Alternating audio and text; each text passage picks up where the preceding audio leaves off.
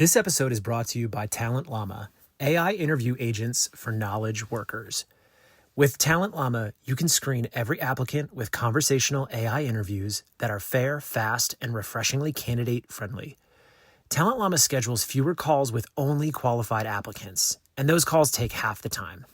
Within the first month with Talent Llama, Keep Technologies boosted their screening efficiency, made more consistent decisions, and improved the applicant experience. With Talent Llama, you can know more about your applicants on day one. Talent Llama unlocks capacity in your screening process, drastically reducing overhead and time to hire. We guide you to not just any talent, but the right talent, swiftly and fairly. With Talent Llama, you get a clear view of skills before you meet the candidate. Understand each applicant's depth of experience before deciding who moves to the next stage. And the best part, it drops right into your existing workflow. Automatically initiates screening interviews as soon as applicants apply. Move candidates between ATS stages right from Talent Llama. With Talent Llama, you can interview every candidate consistently and fairly, conduct unlimited, expertly crafted, interactive screening interviews, and give every applicant a fair chance to showcase their true talent. With Talent Llama, you can know more, hire better, and move faster. So Ben, you are the co-founder and CTO of Talent Llama. We met a couple years back. It's awesome to spend a little bit of FaceTime with you. How have you enjoyed the Transform conference? Thank you so much. Yeah, it's been amazing. We've had a ton of great conversations, meeting a number of awesome people, potential partners, potential clients, just really being able to put our fingers on the pulse of the industry and see what everyone is talking about, thinking about, and what they're looking forward to in 2025 here. The finger on the pulse, I always think is Transform. It's a little early in the season. It kicks things off. People have come out of their winter hibernating, and they're excited to get out in Vegas. What surprised you or didn't surprise you about being here? I think we're sort of seeing some of the things that we started to see towards the end of the year in 2024. It seemed like a lot of people were talking about AI in various different capacities in 2024, especially in the TA space. Everyone was sort of AI curious. It seems like 2025 is going to be the year where they're actually starting to put it in the budget. We're seeing initiatives at companies come down from the top of the company that, hey, we need to incorporate AI into our processes. And we're starting to see TA teams actually start to use some of these tools and start to get hands-on and explore the technology firsthand. That's something I've noticeably recognized as well. A couple years back, folks were a little bit more skeptical of AI than they are now. And AI has obviously existed. There's a lot of machine learning modeling. So when you go to a very highly technical audience, they're a little bit more informed. But what I found being here is sometimes it takes a little bit of sandboxing in order to have an informed opinion. How do you feel like the general attendee crowd at a conference like this is educated around AI in general? Yeah, people come in with a lot of preconceptions. Maybe they've had some exposure to something like ChatGPT before. Maybe they've just heard things and kind of made some assumptions about the technology. But it's great to see people's eyes light up when they actually interact with real AI for the first time, and it sort of clicks. They get it and they say, oh, wow, this isn't exactly what I expected it to be. It was actually really warm and inviting and interesting, and it's interesting to see how they wind up reacting to what isn't actually a person, but is this technology that does sort of open things up and invite you into conversations, explore topics, and really converse with you in a way that does feel very natural, which is weird and foreign and new to us. So it's something very different, but it's great to see people's eyes open up and experience that for the first time. I agree, and I'd like to talk a little bit about the product specifically. Maybe we just start way upstream. What the heck are AI interviews? Yeah, absolutely. So what we've been doing is sort of taking that top of funnel and looking at the traditional screening space, which would generally consist of something like resume review and then maybe a recruiter screen, moving on into possibly an assessment or technical conversation. Um, Talent Llama is really taking over that entire process. Rather than manually reviewing resumes, picking up the phone and making those recruiter calls, we are having real two-way conversations.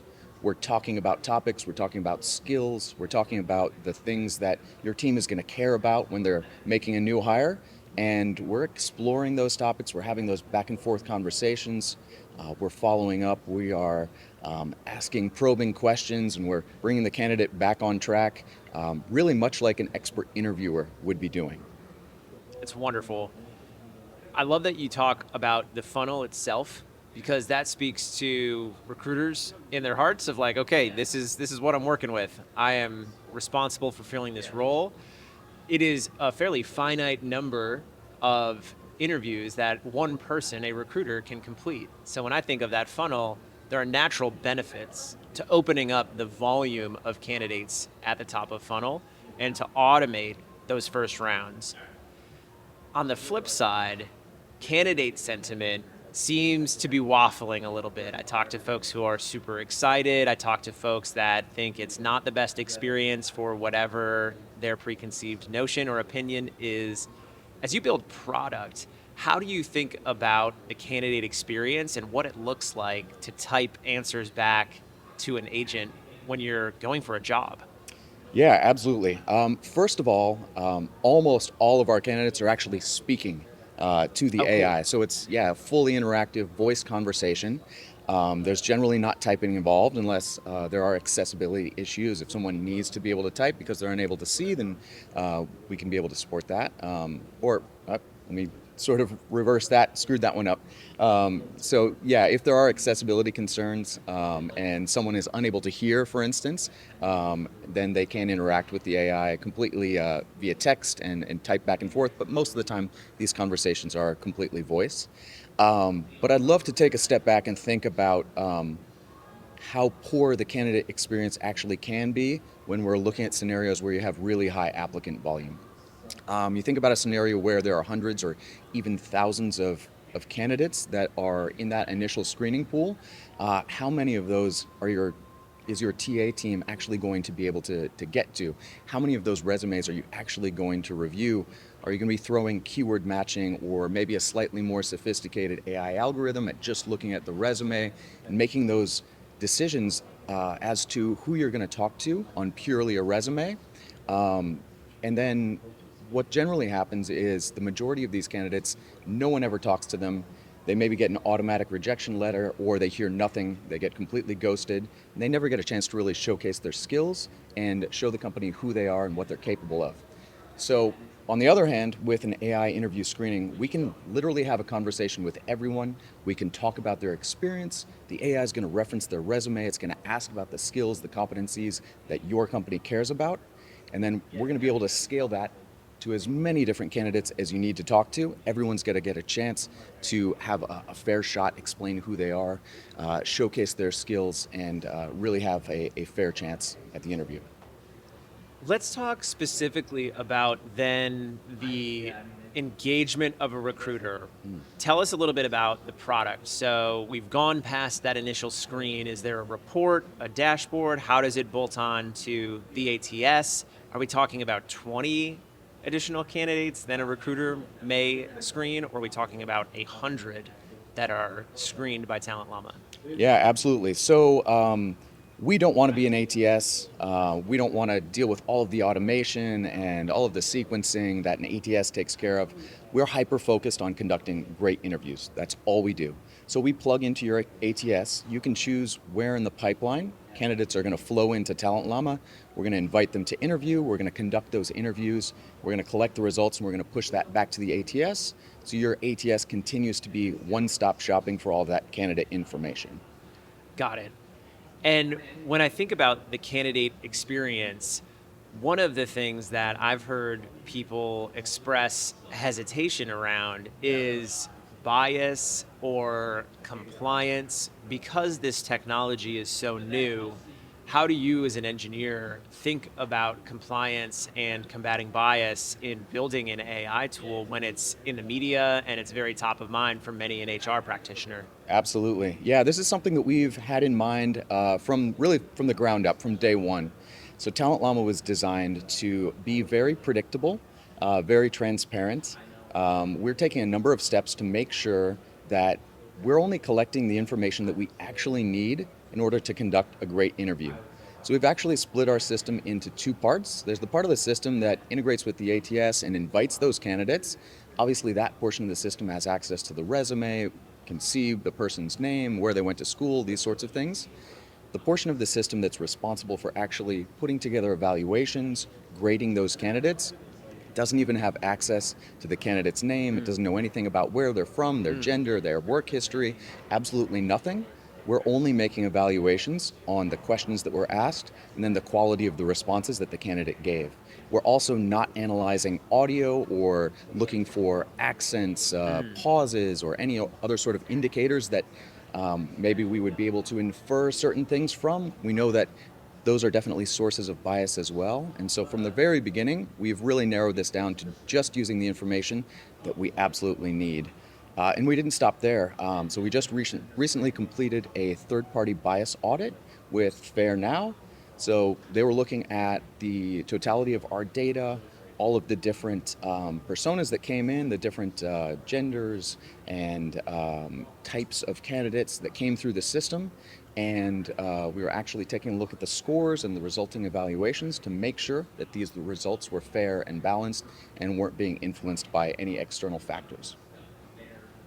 One of the pieces you just mentioned is evaluating the responses for a good answer. How do you feed the algorithm, the machine learning model to know what a good response is for rubrics against the competencies that are Yeah, being measured? yeah, great question. So the process of conducting a great evaluation really starts with coming up with great competencies. So step one with Talent Llama is let's figure out what are the core things, the core skills that you want to interview for. What's going to make a great hire?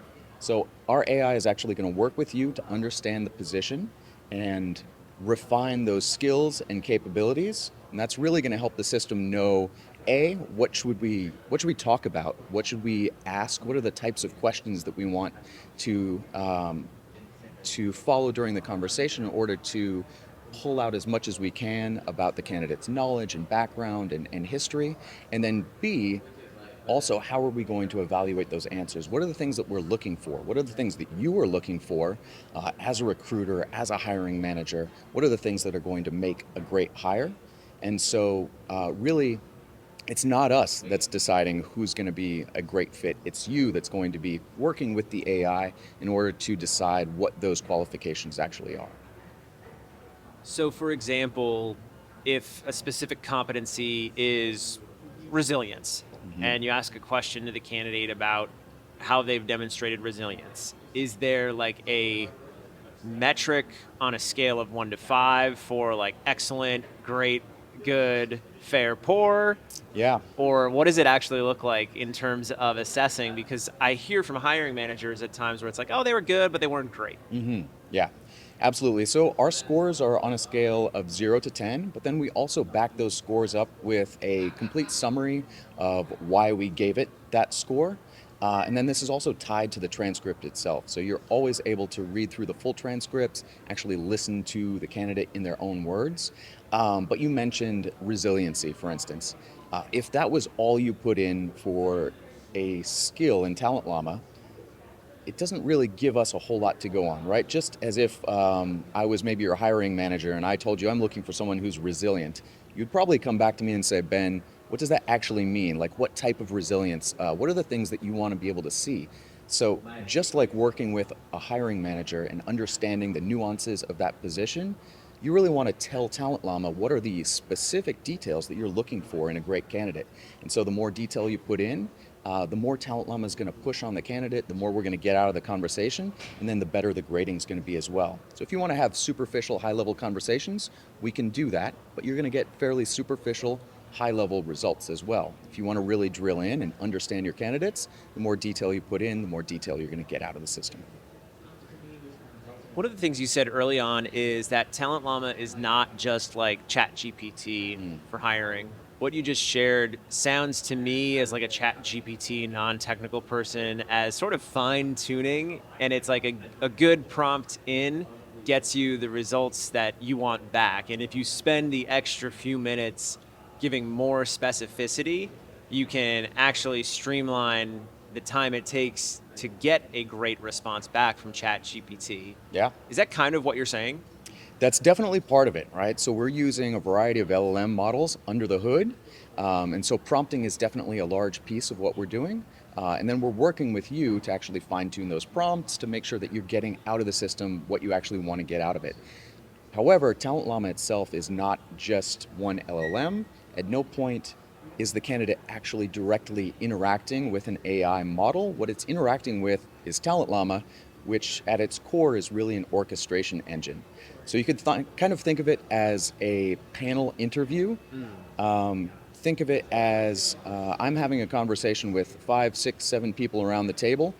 Each one of those people is listening to the things that I say, but they're actually all looking for something different. So the candidate's interacting with this orchestration layer, and under the hood, we've got multiple agents, each one looking for certain things. We might have an agent that is looking for how complete your answer was. Did we actually cover this topic in as much detail as we needed to, or do we need to dig in deeper? We'll have another agent that's looking at, is this person being evasive? Are they trying to game the system? Are they trying to cheat somehow? Maybe we have another agent that's looking at this from the perspective of, is the candidate just done here? Are they kind of shutting down and we should move on to the next question? So all of these things are happening at the same time in the background. They're all using different AI models that are specifically tuned for those tasks. And then Talent Llama at a high level is looking at what all of the agents say and then determining where we take the conversation from there. That's fascinating. Out of curiosity, how many different agents are under the hood at any given time? It depends at which point we're talking about in the interview. And so if we're That's at the best HR answer you could have just given. It depends. That's right. Yeah. So at the beginning of the interview, and we're just asking for your name and getting to know you, there are certain things that we're looking for and certain things that we don't care about. When we move into competency-based, skills-based questions, there is a lot more that we're looking for. And so we're probably running about 6 different agents at any given time for those skills-based questions. And then as the platform continues to get more sophisticated and grow, we're adding agents to cover specific tasks and get more in depth and pull out more information. One of the things that I really appreciate about Talent Llama, having met you and explored the product, is the fact that you and your co-founder, Adam, have bootstrapped this. And you are a very small organization. In the media and in other HR tech companies, a lot of these AI tools have massive funding rounds with huge teams.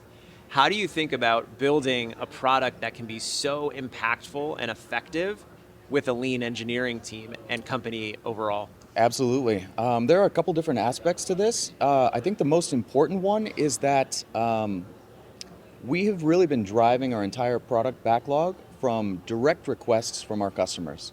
So having real customers that have actual problems to solve, there's no better way to drive your roadmap than to listening to the people who are actually using your product. So everything that we do comes directly from customer feedback, and that's driven the company really from day one.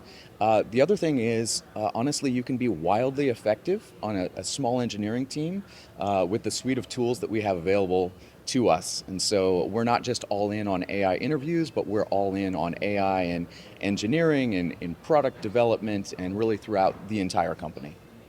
What is your tech stack for developing this software? Yeah, absolutely. So this time around, so first of all, my co-founder Adam and I have worked together at another startup in the past. At our previous startup, we had a completely different tech stack, and so this time around, we chose to use Node and excuse me, this time around we chose to use Node and TypeScript all the way through. Okay. So we've got a React front end, we've got a TypeScript back end. We're relying heavily on the AWS platform to be able to scale, to be able to build very quickly and respond to demand as it fluctuates up and down. The system can handle thousands and thousands and thousands of interviews all at the same time. When you think about your customer base as you grow and come out here, gain more customers, have more conversations, as a CTO, how do you think about making the product scale to avoid breakage if at some point in a high volume of candidate interviews, all of a sudden it's Saturday morning, you're surfing in Costa Rica, and one of your new customers has a rec that just blows up, and they've got 5,000 applicants overnight, something that could potentially happen. How do you Yeah. think about that from a technology perspective? Absolutely. As we started to grow and we started to work with larger and larger organizations, that SLA and our uptime became much more important. So yeah, it was no longer acceptable to have an outage if, let's say, OpenAI's ChatGPT 4 went down and we used that for a particular agent. That was completely unacceptable to just explode in the middle of a real interview. What kind of candidate experience is that when your interviewer just evaporates? That's not very realistic, and it's definitely not productive, and yeah, it's just going to leave a bad taste in everyone's mouth. So we decided to make the platform more robust. We actually support multiple LLM providers right now. We have real-time failover so that if Anthropic blows up one day or OpenAI just evaporates, that's no problem. Our interviews continue and we just fail over to another LLM provider. Now, when it comes to selling this product to recruiters, how do you dumb it down and make it something? Sorry, I'm going to avoid that. When it comes to selling to recruiters, how do you simplify a really complex product? We've talked a lot about that today, but what do you do when you speak to one customer that's on one end of the continuum in their AI learning journey versus an organization that may not be in the IT sector that is curious about how they could implement AI? Yeah, absolutely. What we found is that seeing is believing to some degree. So actually experiencing the process, experiencing the interview, experiencing the setup and the creation of that interview itself, it really sort of opens people's eyes. It allows us to go from this preconceived notion of what we have in our head about excuse me. It allows them to go from the preconceived notion that they had in their head about what ChatGPT is or what AI is in general, the things that they've seen and experienced, to actually experiencing what our interview is, which is much more than that. And so the second that we see a customer get a great follow-up question, or Talent Llama pushes back on a response that they gave that was a little bit vague, that's when their eyes are opening and they see, wait a minute, this is actually a great interview. And at the end of the day, that's what it comes down to. These have to be great interviews. One of the last questions I want to ask you is why you chose to build this product and why now? Yeah, absolutely. So long story short, I found myself on the other side of the table. About 2 years ago, I was on the market for an engineering position, and the normal process that I had gone through throughout my entire career was finding a handful of companies that I liked, sending out some applications, usually get a recruiter screen from these companies and go through the standard interview process. It was fairly straightforward. It didn't take a whole lot of time. This time around, this was in 2022, things were just very different. Everything felt different. I was dropping applications into a black hole, and it honestly sort of freaked me out. So I started questioning myself. I was thinking, are my skills still up to date? Is it me? Is it the things that I'm looking for? Maybe the tech stacks that I've been working with are no longer relevant. What's going on? So I reached out to a friend of mine, Pat Cullen, who was the director of engineering at Carrot Fertility at the time, and I said, Pat, what's going on? What's wrong with me? Is it me? Is it my resume? Help me out here. I'm having an existential crisis. And Pat said, no, like your resume looks great. Your skills are sharp. Everything looks on point. And he gave me this example of what was going on in his organization. He had opened up about 10 engineering positions, and within several months was swamped with a total of something like 9,000 applicants. Okay. So what do you do with that level of applicant volume? And in his case, they were taking as many resumes as they could possibly review. They were doing an honest review of as many as they could, which wasn't very many, picking up the phone and making recruiter screens to a number of them. But there were thousands of applicants that they never got to. They never even looked at their resume. And so that was what was happening to me. My resume was lost in a black hole. And I think that's the reason that a number of these companies popped up that started to do resume review as well. Let's try to cut through as much as we can, but a resume is such a two-dimensional picture of a candidate. There's nothing better than having a real conversation with someone. So, that's rather than continuing to drop resumes into black holes, I decided let's solve this problem. I reached out to our now CEO and co-founder, Adam Stokar, who I'd worked with in the past. We were a great tag team, sort of front-end, back-end tag team at a previous startup, and he's honestly a harder worker than anyone else that I've known in my life. So I picked up the phone and I called Adam and I said, hey, I want you to look at something. I'd put together a prototype, showed him the initial version of the interview, and I said, hey, do you want to do this thing again? You want to start a new company and go all in? And he said, yeah, let's do it. So that was the beginnings of Talent Llama, and that was a little over a year and a half ago. I love it. Shout out to Pat Cullen. Why Llama as a name? Oh, great question. Yeah, at the beginning we knew we needed a name that sort of conveyed what we did, but was also friendly and hopefully something catchy and had a great mascot. So we played around with a number of different names. We were thinking about screening, and we wanted to incorporate a friendly animal or something. We had one of the names we came up with early on was Resume Weasel. So thank goodness we didn't go with that. But a lot of ChatGPTing later, we wound up with Talent Llama and created a friendly logo, a sort of neutral mascot that everyone loves. I love it. And we're just rolling with it. This has truly been a joy. I'm excited to see you guys take off in this space and to lead the charge and to come in here and to do it in a bootstrapped way. You are truly doing it right, and it's a privilege to spend some time with you today. Well, thank you so much, Brandon. This has been absolutely amazing.